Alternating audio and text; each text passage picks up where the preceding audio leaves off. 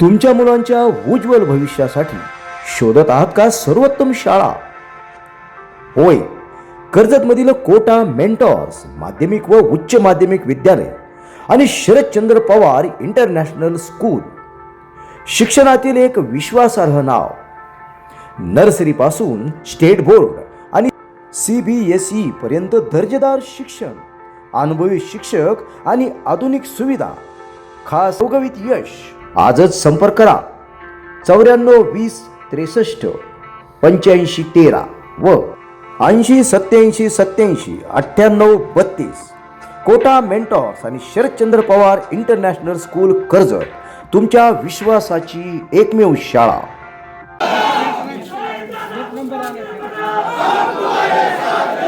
आपल्या या कार्यक्रमानंतर जेवणाचं नियोजन आहे.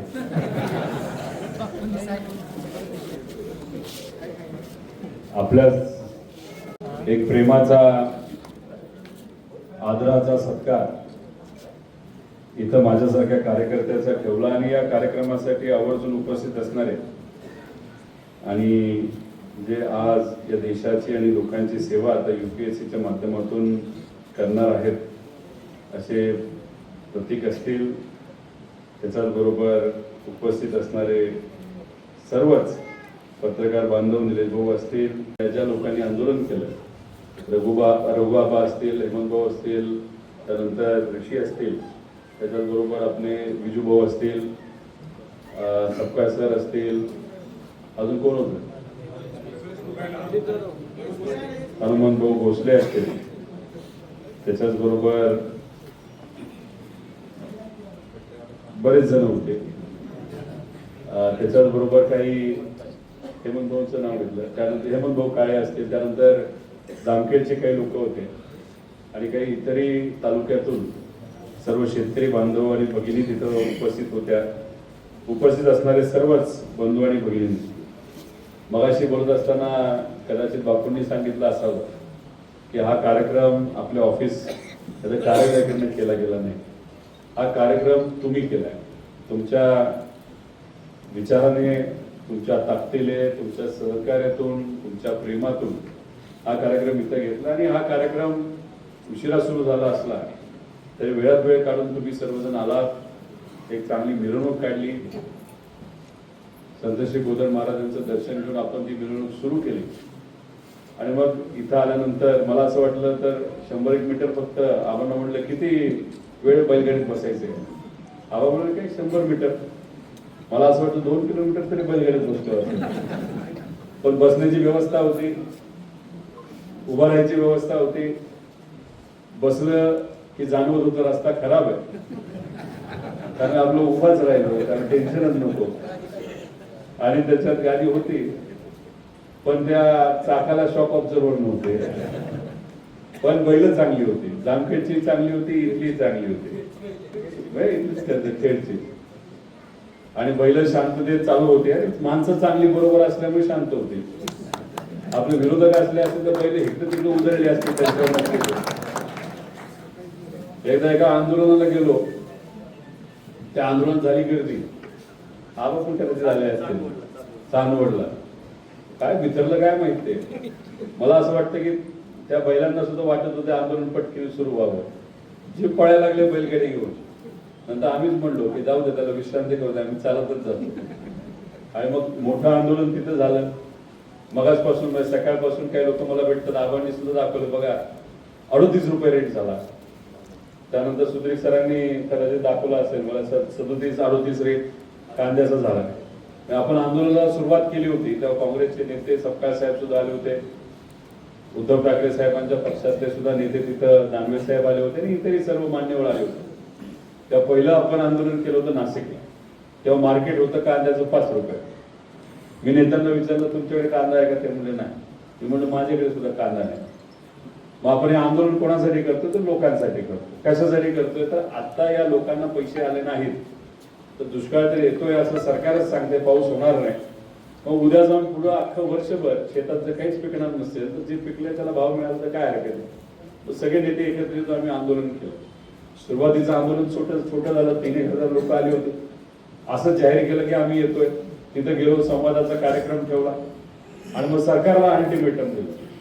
म्हणजे आपण कधी मंत्री राहिलो नाही, कुठलंच पद नाही राहिलं, साधा कार्यकर्ता, तुमच्यामुळे ताकद मिळाल्यामुळे आमदार झालो. आणि मग आपण असंच तिथं सरकारला चॅलेंज केलं की 10 दिवसामध्ये आम्ही मोठं आंदोलन घेतोय.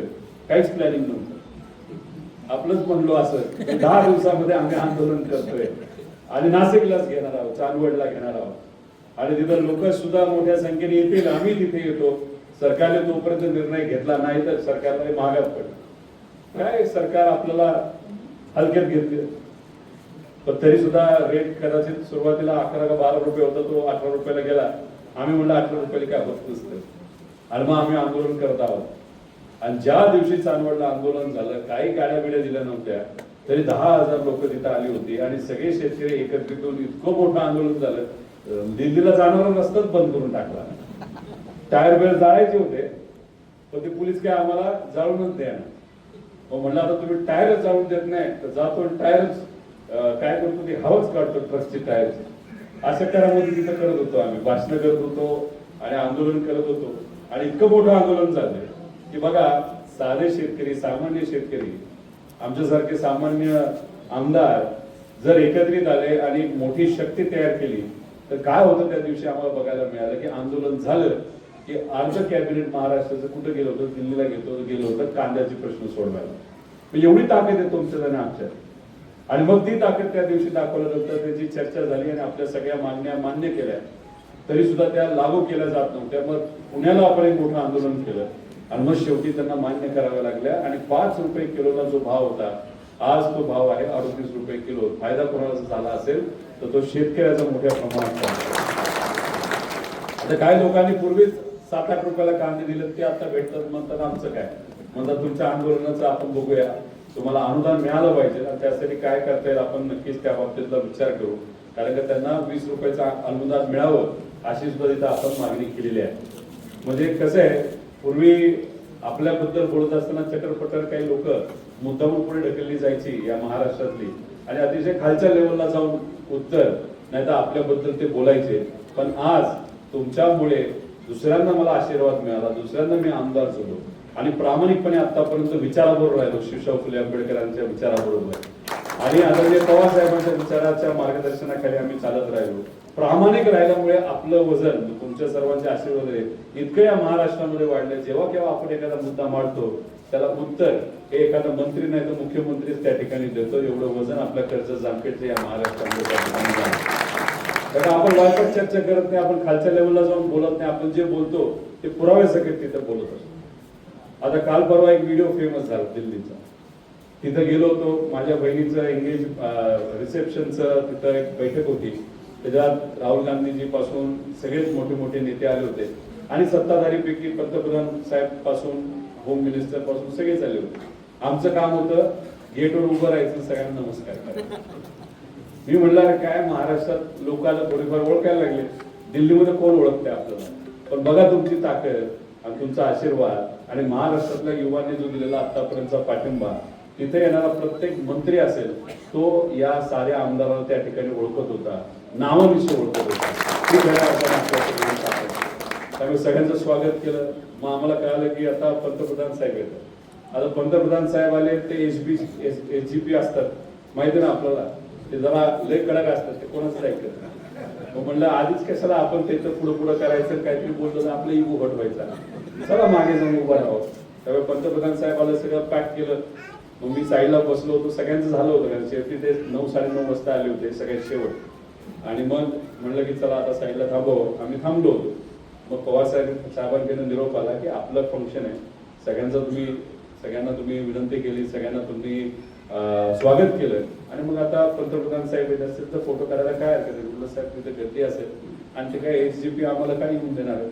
मग ते म्हणले काय काळजी करू नका, तुमचं नाव त्या ठिकाणी दिलेलं आहे.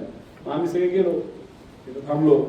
मग त्यांची चर्चा पवार साहेबांची चालू होती आणि साईडला उभं होतो. म्हणलं आता बोलवतील का नाही बोलवतील हे माहित नाही, पण म्हणलं चला. मग तिथं ते माझ्या बहिणीला आणि त्यांच्या पतीला भेटण्यासाठी मग स्टेजवर आले.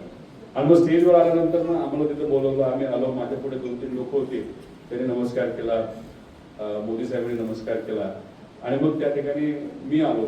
मला असं वाटलं की मला कोण ओळखतंय, पण बघा तुमची ताकद, नावानिशी त्यांनी ओळखलं आणि त्यांनी त्या ठिकाणी कुठल्याही पक्षातला एखादा व्यक्ती असला त्या पदावर जाणं सोपं नसतं आणि पंतप्रधान होणं काय असंच काय खेळ नसतो, त्याला कुठे ना कुठे कष्ट करावे लागतात आणि कुठल्याही पक्षाचा नेता त्या पदावर पोहोचत असताना कष्ट हे करावेच लागतात आणि ते त्या पदावर बसलेले आहेत, त्यामुळे त्यांचा आदर त्या बाबतीत नक्कीच तिथे आहे. आणि सगळ्यात महत्वाची गोष्ट काय की तिथे गेल्यानंतर न मंत्री राहिलेला माणूस फक्त प्रामाणिकपणे लढतोय, महाराष्ट्राच्या लोकांसाठी लढतोय, सामान्य लोकांसाठी लढतोय, रस्त्यावर येऊन लढतोय आणि त्याला तुम्ही सगळे जर पाठिंबा देतायत, याच्यामुळे आपलं वजन जे वाढलेलं आहे त्यामुळेच एवढा प्रमुख आणि महत्वाच्या पदावर असल्या माणसाला सुद्धा साध्या या आमदाराचं नाव माहिती असणं फार महत्वाची गोष्ट आहे, मोठी गोष्ट आहे असं मला तरी वाटतं. आता त्याच्यात एक छोटासा सांगतो, बरेच वेळ आमची चर्चा झाली, राजकीय चर्चा झालेली नाही. तिथं मी गेलो, त्यांनी म्हणाले की रोजभाई आप कैसे हो, मी तिथंच गार झालो, पंतप्रधान साहेबांना माझं नाव माहिती आहे आणि ते म्हणले अहो कितना गुस्सा करते हो. मी तर म्हणलं गुस्सा तो हम विरोध में तो गुस्सा करेंगे, हम रस्ते पे तो आएंगे. आपकी पत्नी कहाँ पे? मी म्हणलं माझी बायको इकडेच आहे. तिला बोलवलं, इनको बताओ टीवी पे इनको जब देखते हर वक्त गुस्सा करते कुछ हंसते नहीं, जरा हसायला लावा त्यांना. आणि मग बायकोच्या मनातलंच असल्यामुळे ती खुश झाली. मी सांगते जरा हसत जा, जरा बोलत जा, सारखं कशाला. आणि मग बाकी इतर विषयावर चर्चा झाली आणि मग तो व्हिडिओ तुम्ही सगळ्यांनी त्या ठिकाणी बघितला. म्हणजे त्यात काही लोकांना वाटतं राजकारण झालं, अजिबात नाही, ते समाजकारण होतं आणि तो एक संवाद होता आणि तो आदराचा संवाद त्या ठिकाणी आमच्या दोघांमध्ये तिथं झाला. म्हणजे मला सांगायचं काय की आपण जेव्हा प्रामाणिक असतो आणि तुमच्यासारखे लोक आपल्याला पाठिंबा देतात आणि जेव्हा प्रामाणिक पद्धतीने जेव्हा आपण लढत असतो त्याची दखल महाराष्ट्राचे काय देशाचे प्रमुख सुद्धा त्या ठिकाणी घेत असतात, याची जाणीव कालच्या परवाच्या कार्यक्रमामध्ये मला तिथे झाली. तुम्ही म्हणताल इथे येत नाही वगैरे, आता काय करणार, आता जावं लागतंय बाहेर. अजून 3 वर्ष आपल्या इलेक्शनला, त्यामुळे काळजी करू नका. नंतर इतके येईल, नंतर इतके तुम्ही म्हणताल अहो बघा की जरा बाहेर कुठं काय काम आहे. जसं कोविडच्या काळामध्ये इतकं वेळ घरी राहिलो, मध्ये आले तो कर्जत जामखेडला, मग ते आपलं अँब्युलन्स दे, औषधं दे आणि कुठं काय दे. पण बाहेर फिरायला परवानगी नव्हती, घरी जास्त वेळ असायचो. सुरुवातीला आमची पत्नी आणि मुलं म्हणायची तुम्ही घरी येतच नाही. कोविड मध्ये इतकं घरी राहिलो, तेच म्हणायला लागले आता कधी जात आहे. तसं बघा आता कर्जत जामखेड पुढच्या काही महिन्यांमध्ये त्या ठिकाणी होईल.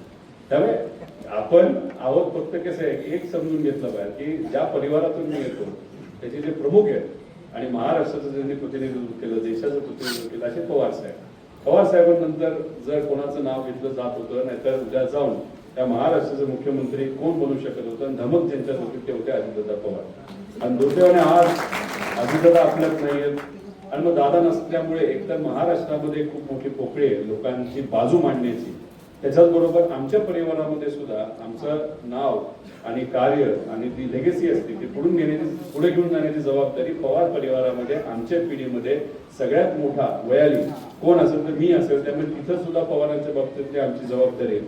आणि या महाराष्ट्रामध्ये तुमचे विषय तर कुणीतरी मांडले पाहिजे आणि मग बाकी काँग्रेसचे नेते मांडतात उद्धव की आता 60% लोक या राज्य सरकारच्या विरोधात आहेत. नाही तर इलेक्शन झाल्यानंतर 60% विरोधातच असतात, कोणाचे काय असं. त्यामुळे मग 60% लोक जर विरोधात असते तर त्या 60% लोकांचं प्रतिनिधित्व करणारे जे प्रमुख नेते आहेत त्याच्यामध्ये हा कार्यकर्ता सुद्धा तिथं प्रामाणिकपणे प्रयत्न करतो आणि मग त्यासाठी कुठे ना कुठे तिथे जावं लागतं. आता तुम्ही मला सांगा कांद्याचा प्रश्न जेव्हा होता आपल्या कर्जत जामखेडमध्ये 22,000 शेतकरी कांद्याचे. आता रेट वाढला तो असं झाला की नाशिकवाल्यांचाच वाढला आणि जामखेडवाल्यांचं वाढला नाही. आंदोलन केलं कुठं? नाशिकला 2दा आणि पुण्यात 1दा. आणि तुम्ही पण म्हणजे तुम्ही सगळ्यांनी मिळून कुठे गेलं? आपल्या कर्जतला केलं आणि जामखेडला केलं. त्याचा फायदा काय झाला? तुमचाच फायदा झाला ना. आमच्या घरी नाही कांदा, ऊस आहे आणि काय ते द्राक्ष आहे. पण फायदा कोणाचा झाला? शेतकऱ्याचा झाला. आम्ही जर रस्त्यावर आलो नसतो, सरकारला जाब विचारलं नसतं, सरकारला घाईला आणलं नसतं, गुडघ्यावर आणलं नसतं तर सरकार म्हणलं आपण चाललंय बरं, काय प्रॉब्लेम आहे, काय फरक पडत नाही, चालू दे आपला कांद्याचा भाव 5 रुपये किलो तर 5 रुपये किलो. पण मग तुम्ही आपण सगळ्यांनी लढल्यानंतर मग तो कांद्याचा भाव आता जो वाढलाय तो वाढलाय. म्हणजे तुम्ही लढला, एकजूट आपल्या सगळ्यांची आली, त्याचा फायदा तिथे झाला. आता कर्जमाफीच्या बाबतीत जेव्हा कर्जमाफी जाहीर झाली आम्ही स्वागत केलं, पण जिगार जेव्हा हातात आला तेव्हा म्हणलं याला काहीतरी गंडवागंडवी झाली. कर्जमाफी नसून कर्ज वसुली दिसायला लागली. पण बरेच लोक आपल्याला ते काय म्हणा कर्जमाफी झाली, कर्जमाफी झाली, किती हजार कोटी, 35,000 कोटी. लोक तिथूनच बघायला लागले, माझी झाली असेल 10 लाखाची, माझी झाली असेल 2 लाखाची. अरे वाचत तरी काय लिहिलंय त्याच्यामध्ये? त्यात काय लिहिलं होतं की 2019ला ज्या लोकांनी कर्जमाफी घेतली अशा सर्व शेतकऱ्यांना जास्तीत जास्त 50,000 रुपयाची कर्जमाफी मिळणार. म्हणजे तुमचे 2 लाख रुपये जर थकीत असतील तर तुम्हाला किती रुपये भरावे लागतील? 1.5 लाख रुपये. आणि मिळणार किती? 50,000. 2.5 लाख असेल तर तुम्ही 2 लाख भरायचे आणि मग तुम्हाला 50,000ची कर्जमाफी मिळणार. म्हणजे तुम्हाला मॅक्सिमम जास्तीत जास्त कर्जमाफी कितीची? जर 19ला तुम्ही कर्जमाफीचा त्यावेळेचा लाभ घेतला असेल तर तुम्हाला 50,000ची कर्जमाफी जास्तीत जास्त मिळणार. आता किती लोक येतील? 2019ला फायदा घेणारी, नाहीतर त्यांनी त्यावेळेस अडचण असल्यामुळे जी कर्जमाफी आली होती त्या कर्जमाफीचा लाभ घेणारे या महाराष्ट्रामध्ये किती शेतकरी? तर 38 लाख शेतकरी. 55 लाख शेतकऱ्यांसाठी कर्जमाफी कुणी जाहीर केली? सरकारने जाहीर केली. त्यात किती शेतकरी 2019चे त्यांनी लाभ घेतला? असे 38 लाख शेतकरी. आणि त्याच्यामध्ये किती शेतकरी जे 50,000पर्यंत आहेत ते फक्त आहेत 2 ते 3 लाख. बाकी सगळे शेतकरी 50,000च्या पुढचे आहेत. त्यामुळे हा जो लढा आपण पवित्र भूमी पंढरपूरमध्ये लढलो आणि आशीर्वाद कोणाचा घेतला? तर आशीर्वाद या भूमीचा घेतला, या पवित्र भूमीचा आपण घेतला. आणि त्या पवित्र भूमीमध्ये जाऊन आपण बसलो आणि तिथे हे सगळे शेतकरी आपल्याबरोबर बसले, कर्जतचे, जामखेडचे, बाहेरचे. तिथं आपण बसलो. कोणासाठी बसलो? तर 38 लाख शेतकऱ्यांसाठी बसलो. आणि रेग्युलर असणारे किती शेतकरी या महाराष्ट्रामध्ये? तर 14 लाख शेतकरी. आता 14 लाख शेतकऱ्यांनी ती अट काय टाकली होती? 26-27. 26-27 संपलंय का आपलं? नाही, अजून 9 महिने बसावं लागले असते वाढ वगैरे. मिळते का नाही, मिळते का नाही, मिळते का नाही. मग आपण म्हणलो की ती अट काढून टाका आणि 50,000चं 1 लाख करा. आणि मग 2019ची अट तुम्ही काढा आणि सरसकट 2 लाखावर करा. त्यावेळेस आम्हाला काय बोलण्यात आलं होतं? हा नौटंकी करतोय, हा चेष्टा करतोय, हा शो ऑफ करतोय, नुसता तिथं उपोषणाला बसलाय. आणि बरंच काय, कोणतरी म्हणते पाणी पितोय, काय आपलं काय पाणी काय ते टाकून पितोय. आता समोरच बाटली फोडत होतो की पाण्याची. त्यामुळे तिथं आणि काही 3 दिवस आपण घेतलं नव्हतं. मला असं वाटलं अजून 4 दिवस पुढे जाणार आहे. सुरुवातीला तुम्ही सर्वजण आलात, माता भगिनी आल्यात मोठ्या प्रमाणात आणि मग तिथं भेटून जात होते सगळे. फक्त एनर्जी डाऊन व्हायला लागली होती. आणि मग दुसऱ्या दिवशी अजून आपल्यातले लोक आले. सोलापूर जिल्हा आला, अहिल्यानगर जिल्हा आला, मराठवाडा सुरू झाला होता आणि तिसऱ्या दिवशी विदर्भातून लोक यायला सुरुवात झाली होती. आता हे कळलं असणार ना सरकारला. सरकार त्या बाबतीत ते हुशार आहे की कुठं काय चाललंय. त्यांना कळलं, प्रतिसाद मिळायला लागला. लोकांना माहित नव्हतं की या सरकारने लोकांना फसवलंय. पण आपल्या त्या आंदोलनामुळे अरे रोहित पवार का बसला असं शेतकरी विचारायचे. ते काय कर्जमाफीसाठी बोलताय? कर्जमाफी झाली ना. अरे फसवी झाली ना. अरे कशी फसवी झाली ती? 2019ला 50,000 मिळणार. मग शेतकरी डोक्याला हात लावला. म्हणलं काय ते गणवागणवी सुरू झाली होती आपली. आणि कर्ज वसुली या सरकारकडनं ती सुरू झाली. त्याच्या विरोधात लोक रस्त्यावर उतरायला लागले, लोक चर्चा करायला लागले. आणि या सरकारला कळलं की आता लोकांना कळलंय की आपण त्यांना फसवत होतो. मग त्यांनी काही गडबडीने कोणाला पाठवलं? फार मोठे नेते त्या महाराष्ट्राचे, त्यांना संकट मोचक नेते म्हणतात. ते होते जळगावला. मग ह्याच्या आधी ते विमानाला गेले होते. मोदी साहेब बोलले होते की बाबा विमानं प्रायव्हेट वापरू नका, साधे विमानाने जावा नाही तर गाडीने जावा. आणि दुसऱ्या दिवशी हे गेले मासे प्रायव्हेट विमानाने. ते आम्हाला कळलं आणि लगेचच आम्ही फोटो टाकला त्याचा. आणि ते म्हणले हे रोहित पवारकडे काय वेगळी टीम आहे काय, आम्ही कुठं जातो ते लगेच कळतंय. आणि मग तिथं फोन केला होता मी. ही गोष्ट झाली 2 महिन्यापूर्वी. आणि मग तिथं मी त्यांना म्हणलं साहेब तुम्ही कुठे आहात? ते म्हणजे जळगावला आहे. म्हणलं साहेब तुम्ही विमानाला येऊ शकता. अरे नको नको, विमानाला आले की तूच फोटो टाकशील माझा, मी येतो गाडीने. म्हणलं साहेब उद्या या. नको नको, यावं लागतंय, तुझ्याशी बोलतो, चर्चा करतो. मी म्हणलं साहेब येऊन नाही चालणार, तुम्हाला मुख्यमंत्री साहेबांशी बोलावं आहे, आल्या बघतो. आणि मग ते आलेच रात्री 8:30-9 वाजता. तुम्ही सगळेजण तिथे होता. आज किती? 11 वाजता. 11 वाजता आले बसले. म्हणले उठावं लागतंय. म्हणलं नाही साहेब, तुम्हाला शब्द द्यावा लागतो. मग देतो ना म्हणले. साहेब तुम्ही ठीक आहे द्याल, पण सीएम साहेबांशी बोलावं लागतंय ना तुम्हाला. मग त्यांनी फोन ट्राय केला, लागला नाही. मग त्यांचा फोन आला, फोनवर चर्चा झाली. मग काय ठरलं की चला अधिवेशन सुरू होण्यापूर्वी आपण बसूया आणि याच्यावर तोडगा काढूया. आधी सरकार म्हणत होतं 1% लोकांना सुद्धा तिथं अडचण होणार नाही. पण आता ते बोलायला लागले की ठीक आहे आपण चर्चा करूया. मग आम्ही काय म्हणलं, अरे राजकारण कशाला करायचं, अजून 4-5 दिवस बसलो असतो. पण जर मंत्री झाले असतील आणि म्हणत असतील की उद्या मुख्यमंत्री साहेबांना बसू, 2 दिवसात बसू, तर मग आपण उगाच म्हणतात ताणलं की फाटतंय, पण नको ताणायला. म्हणजे ठीक आहे ऐकू. आणि काही लोकांनी सांगितलं होतं आम्हाला, सामाजिक कार्यकर्त्यांनी, सरकारवर विश्वास ठेवा, सरकारवर विश्वास ठेवा. म्हणजे ठीक आहे विश्वास टाकून बघू. मग ते म्हणले आता मग प्यावं लागतंय ज्यूस. म्हणलं साहेब नको, तुमच्या हाताने नको. जातो आपलं पवित्र श्री नामदेव पायरीच्या इथं, तिथं जे कोणी सामान्य परिवारातले वारकरी संप्रदायातले लोक असतील त्यांच्या हातात मी पेढा बेडा खातो आणि माझा तिथं उपोषण सोडतो. गेलो चालत आम्ही सगळे तिथे. आणि मग पवित्र श्री नामदेव पायरीच्या इथं काही पती पत्नी आले होते वारकरी संप्रदायाचे, आणि मग त्यांच्याकडनं पेढा खाल्ला. पण आपले कार्यकर्ते उत्साही, एक दिला पेढा, दुसरा पेढा दिला. 3 दिवस तर काय नव्हतं, 3 पेढे खाल्ले, पोट दुखायला लागलं माझं. मला कुठं माहित होतं की हळूहळू खायचं असतं. आणि मग तिथून मग आपण निघून गेलो. वाट बघितली, आता फोन येईल, उद्या फोन येईल. फोन तर काय आलाच नाही राव. आणि मग अधिवेशन सुरू झालं, काय 15 तारीख कधीतरी सुरू झालं. हा ते 22 त्या दिवशी गेलो, सकाळी सही केली आणि गेलो. त्या टीव्हीच्या समोर म्हणलं की आता आम्ही चाललो छत्रपती संभाजीनगरमध्ये आंदोलन करायला. मग लगेच आम्हाला फोन आला, मंत्री बोला, अरे आपण बसूया का? म्हणजे साहेब अधिवेशन सुरू झालं, तुम्ही अधिवेशनच्या आधी बसणार होता. नाही आपण बसू, चर्चा करू, काहीतरी करू. म्हणलं नाही, आता जातो छत्रपती संभाजीनगरला. आणि मग तिथं अख्खा मराठवाडा फिरल्यानंतर छत्रपती संभाजीनगरमध्ये आंदोलन केलं. तुम्ही सगळे आला होता त्यातले काही जण. आणि 10,000 लोक स्वखर्चातून तिथे उपस्थित राहिले. आणि तिथं 4 रस्ते बंद करून टाकले. मला रस्ते बंद करायला आता पाहिजे, लोक गोळा होतात, रस्ता बंद होऊन जातो.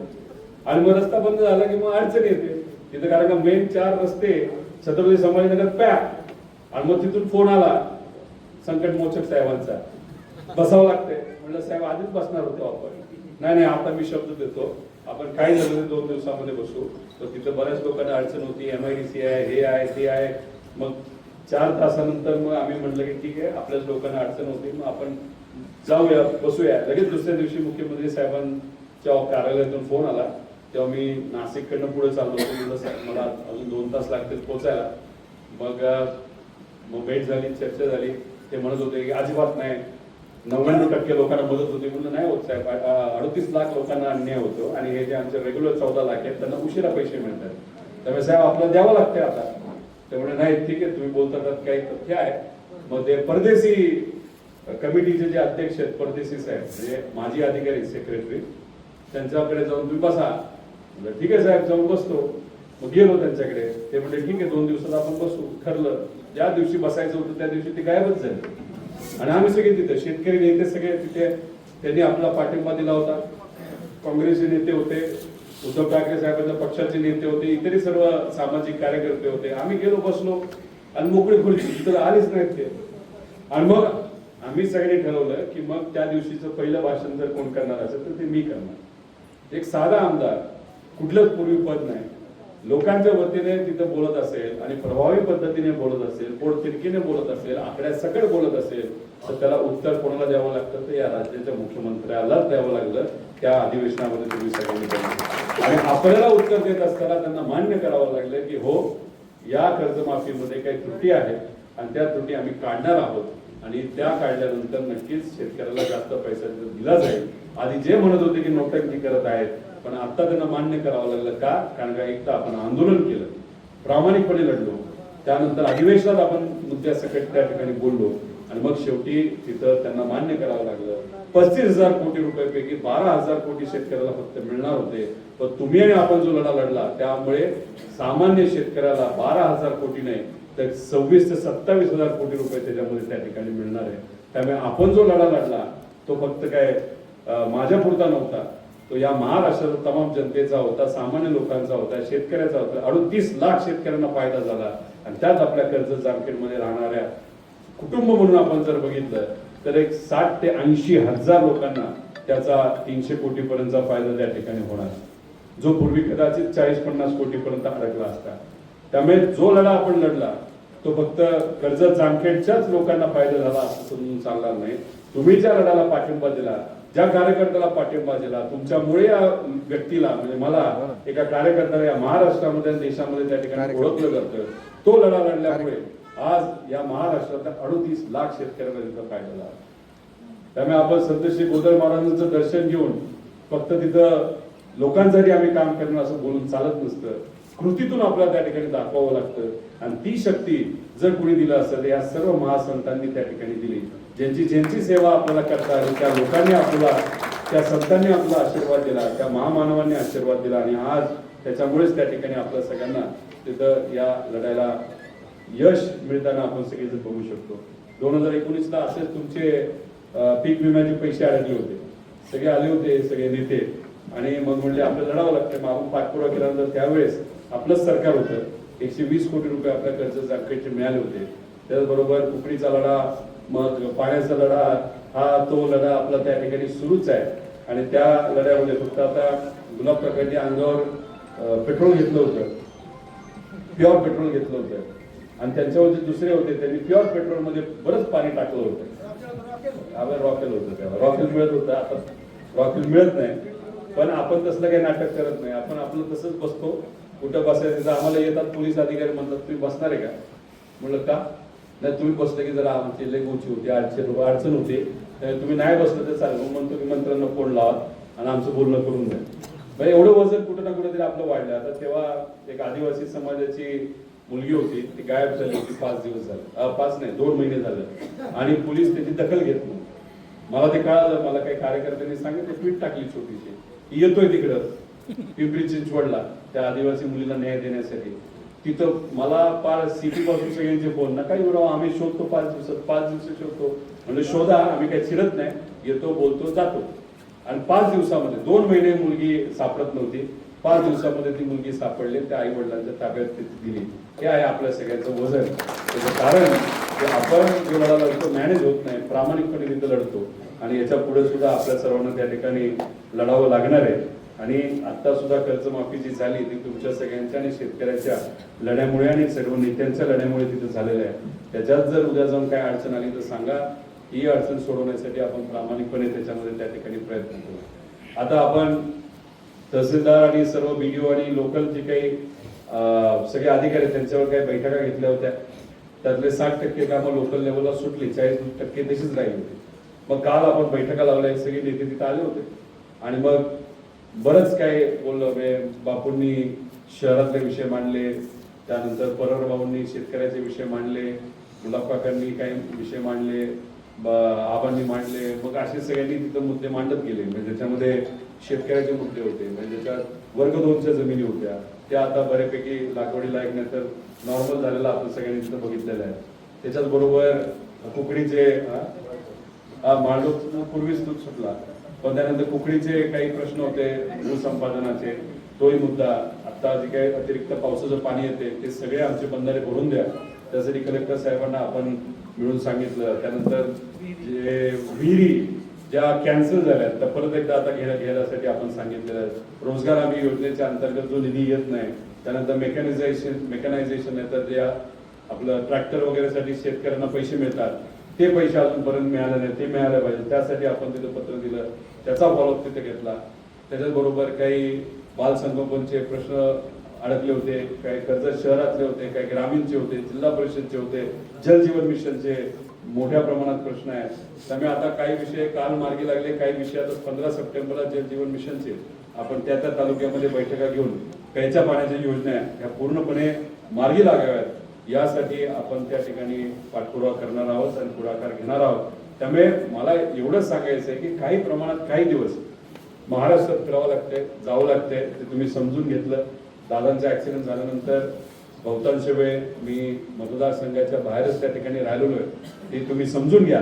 आणि जसं मग अशी सांगितलं जातं, काही महिन्यानंतर आल्यानंतर तुम्हीच म्हणता तर जास्त वेळ आला जरा बाहेर बघा, अशी परिस्थिती नक्की आल्याशिवाय तिथं राहणार नाही. त्यामुळे तुमचे जे कुठले प्रश्न असतील, विषय असतील, ते जेव्हा आपण महाराष्ट्रातले विषय घेतो, जसं या मतदारसंघातले अनेक लोक स्पर्धा परीक्षेच्या परीक्षा देतात, स्पर्धा परीक्षेचा मुद्दा आपण घेतलाय. आता CETचा तुमच्यातले अनेक मुलींना सगळ्यांनाच CET परीक्षा द्यावी लागते. आता त्याच्यामध्ये सुद्धा भ्रष्टाचार झालाय.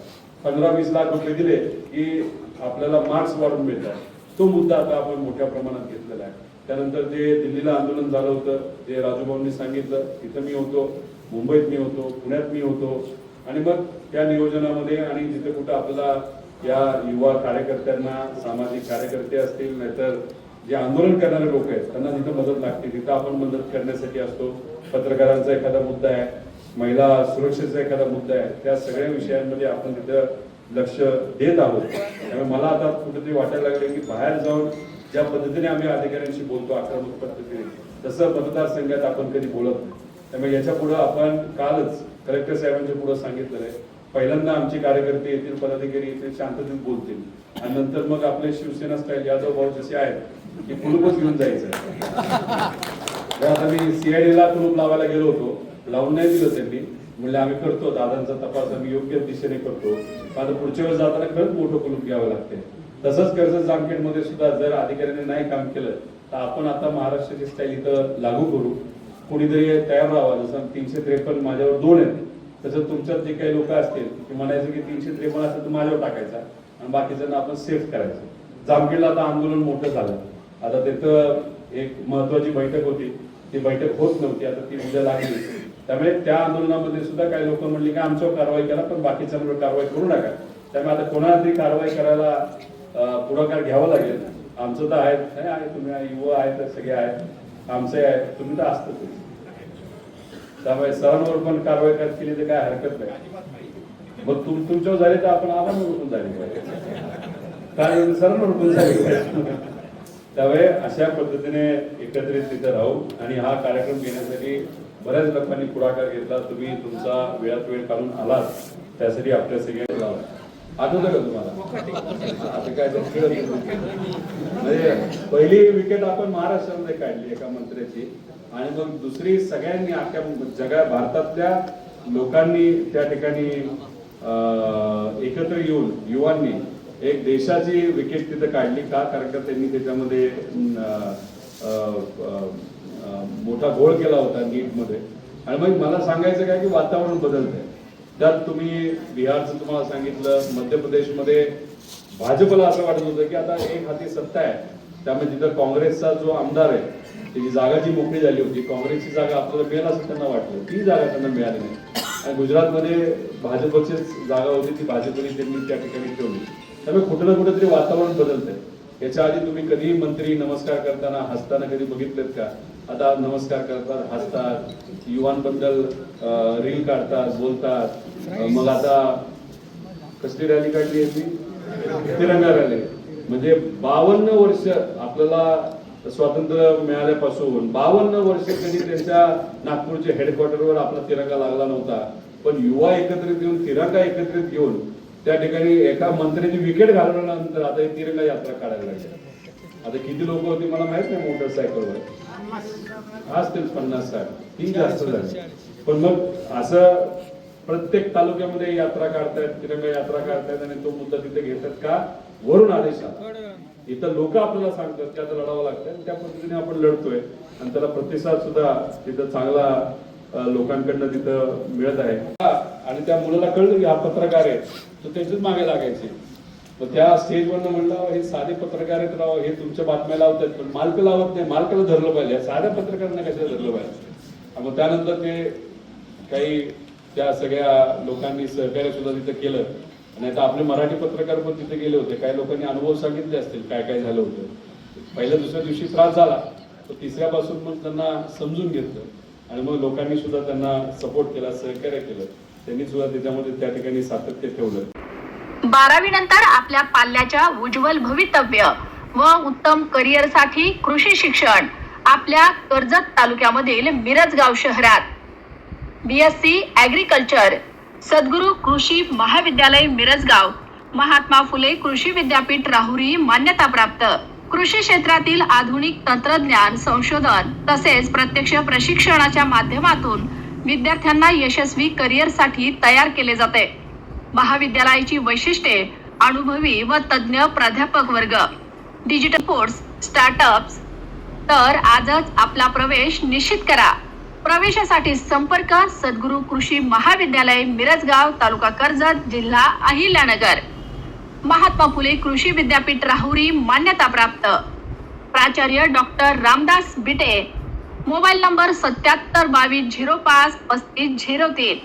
प्राध्यापक राहुल मेहत्रे, मोबाईल नंबर 7722053510.